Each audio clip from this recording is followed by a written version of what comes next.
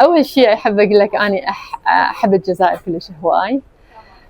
من أول مرة رحت إحنا طبعا كانت أول مرة كان حضوري بفيلمي اسمه نون، فيلم قصير وثائقي يتحدث عن التهجير القسري للمسيحيين عندنا بالعراق من خلال الجهات الإرهابية اللي هي داعش وقت الاحتلال عندنا أو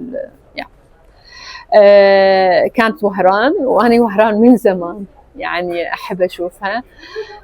كذلك زرت الجزائر العاصمة.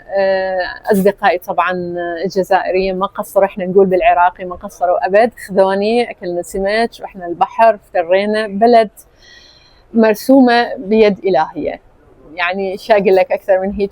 الشعب كلش يعني ما أعرف شو أقول لك، الطيبة المحبة والكرم غمرونا بيه.